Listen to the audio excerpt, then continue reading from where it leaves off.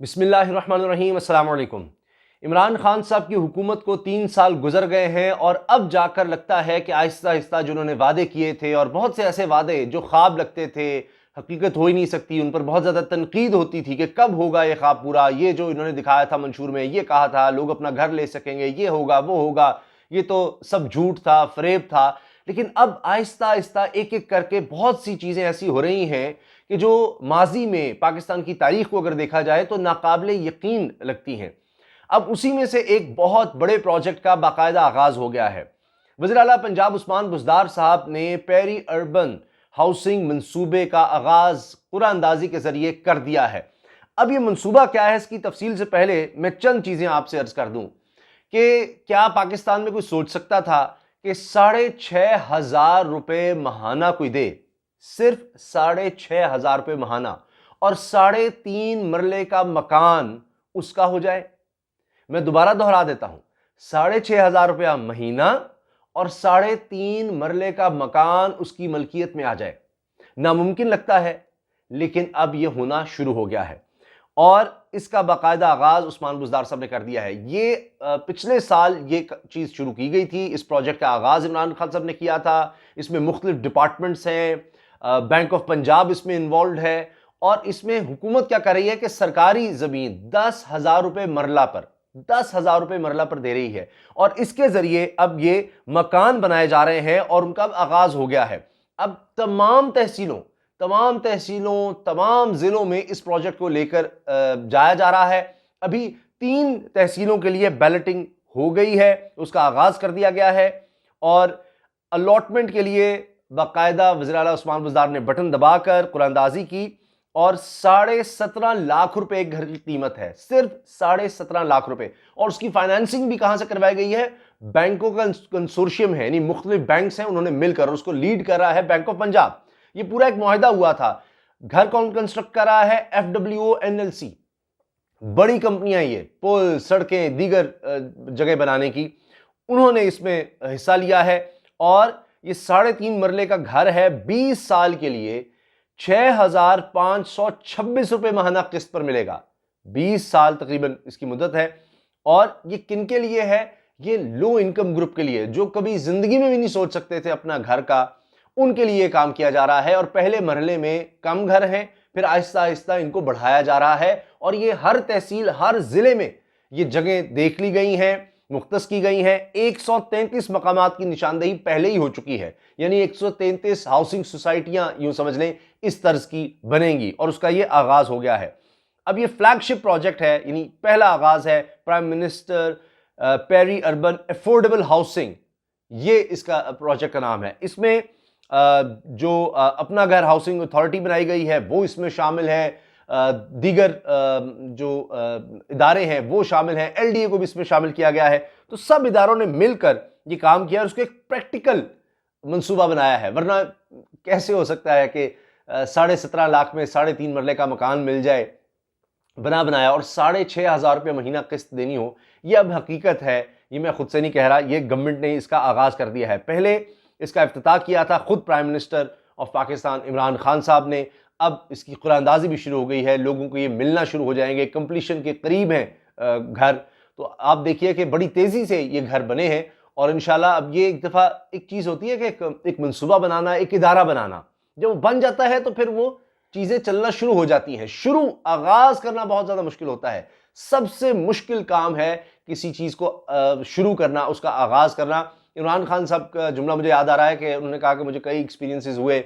जो शौकत खानम जब बनाया तो पहले 10% जो फंडिंग है वो सबसे मुश्किल होती है कि लोगों को दिखाना कि वाकई ये हो रहा है। तो इसी तरह मुझे लगता है इस प्रोजेक्ट में भी कि अब ये आगाज हो गया है तो आगे इंशाल्लाह निस्बतन ये कहा जा सकता है कि इसमें काफ़ी ज़्यादा आसानियां नजर आएंगी। कुछ और खबरें हैं, उन पर भी हमने बात करनी है, क्योंकि पहली दफ़ा हुआ है कि पाकिस्तान आलमी रैंकिंग में इस तरह से नंबर 2 पोजीशन पर आ जाए। और ये इकोनॉमिस्ट ने पाकिस्तान को डिक्लेयर किया है कि पूरी दुनिया के ममालिक का मवाजना किया गया है कि वबा में किस तरह से इंतजाम किए गए हैं और क्या रिस्पांस रहा, नॉर्मलसी इंडेक्स इसको आ जा रहा है, किस तरह से जिंदगी को जारी रखा, उसमें नंबर 2 पर पाकिस्तान नजर आ रहा है। ये इकोनॉमिस्ट ने नंबर दिया है और इसमें जाहिर है कि तमाम डिपार्टमेंट्स, चाहे महकमा से हो तो इसमें NCOC है, हमारी फौज भी इसमें शामिल है, इसमें हमारे इंतजामात करने वाले, जिस तरह आपने देखा वैक्सीन सेंटर्स के हवाले से वो इंतजामात हों, ताकि पुलिस भी है, स्मार्ट लॉकडाउन लगाना हो, उसमें तमाम जो हुकूमती इदारे हैं वो बीच में शामिल हो जाते हैं, तो उन सबको इसका क्रेडिट यकीनन जाता है।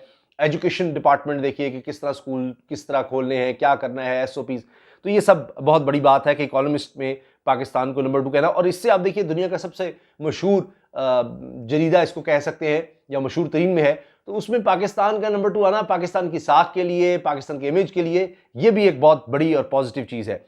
अच्छा जनाब, ये मंसूबा जो पेरी अर्बन हाउसिंग मंसूबा है, इसकी कुछ और तफसील है, लेकिन उससे पहले एक और बड़ी खबर जो हालिया दिनों में बहुत ज़्यादा डिस्कस हो रही है कि ये कैसे हो गया कि पाकिस्तान ने 5.3% GDP ग्रोथ हासिल कर ली, 5.37% शरह नमू हासिल की है, जिस पर इमरान खान साहब भी बहुत खुश हैं, उन्होंने हुकूमत को मुबारकबाद भी दी है कि बड़ा ज़बरदस्त। ये देखिए अगर आप इंडिकेटर्स जो नज़र आ रहे हैं, अब इसका जवाब बड़ा अच्छा हुकूमती शख्सियात दे रही हैं। एक तरफ कि जी महंगाई है, उससे इनकार नहीं किया जा सकता, लेकिन तमाम चीज़ों को भी हमें देखना होगा।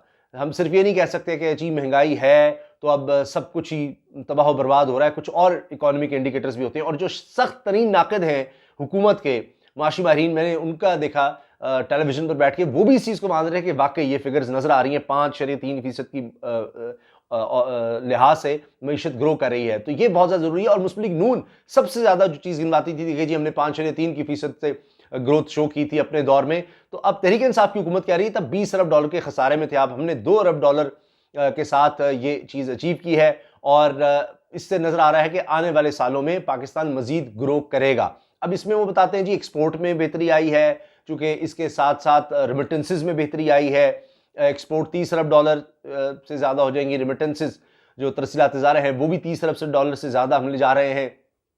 इसके अलावा दीगर जो इंडिकेटर हैं उसमें टैक्स इकट्ठा करने में हम बेहतर नज़र आ रहे हैं, तो कुछ बहुत बड़े इंडिकेटर्स जो हैं वहाँ पर हुकूमत बहुत बेहतर नज़र आ रही है। इसके साथ आप देखिए अभी जो खबर आई, मैंने भी डिस्कस की, क्योंकि एक्सचेंज कंपनीज वाले कह रहे थे कि $200 तक चला जाएगा डॉलर, तो अब ये कहा है हुकूमत ने कि मनी चेंजर्स ने डॉलर के रेट बढ़ाए तो कानून हरकत में आएगा। क्योंकि अब हुआ ये है, कह रहे जी ये विद होल्डिंग टैक्स लगाया, भाई टैक्स तो आप पर लगा है, उसका डॉलर से उस तरह क्या ताल्लुक, वो आप जो कमाई कर रहे हैं उस पर टैक्स है। तो अब ये पुराना एक विद होल्डिंग टैक्स था, अब उनको नोटिस गए हैं असल में कि भाई ये टैक्स दो, तुम पर इतना टैक्स बनता है, तो उस पर उल्टा रिएक्ट कर रहे हैं कि जी हम तो डॉलर को बढ़ा देंगे, हम तो इसकी कीमत बढ़ा देंगे। कोई हुकूमत जो है वो गुस्से में आ गई, वो कहती है बढ़ा कर तो दिखाओ, तुम्हारे खिलाफ हम एक्शन लेंगे। तो ये हुकूमत के कुछ पॉजिटिव स्टेप्स हैं जो हमें नजर आ रहे हैं, जो मैंने कहा कि आपसे शेयर कर लें। अब चंद फिगर्स जो सामने आ रही हैं पेरी अर्बन हाउसिंग मंसूबे की, वो मैं आपको बताना चाह रहा हूँ। क्योंकि इमरान खान साहब हमेशा कहते थे कि जी गरीब आदमी तो यहाँ घर बना ही नहीं सकता, गरीब क्या मुतवस्सित तबके का, मिडिल इनकम जिनकी है वो भी, तनख्वाहदार तबका तो अब सोच ही नहीं सकता, महंगा से महंगा होता जा रहा है मटेरियल हर चीज़। तो अब हुकूमत उसके बीच में आई है और एक वर्केबल काम करके दिखाया है। ये नहीं है कि जी जिस तरह आप देखते हैं जी हुकूमत ही घर बनाएगी, हुकूमत के पास इतने पैसे कहाँ से होंगे कि सारे घर बना देगी।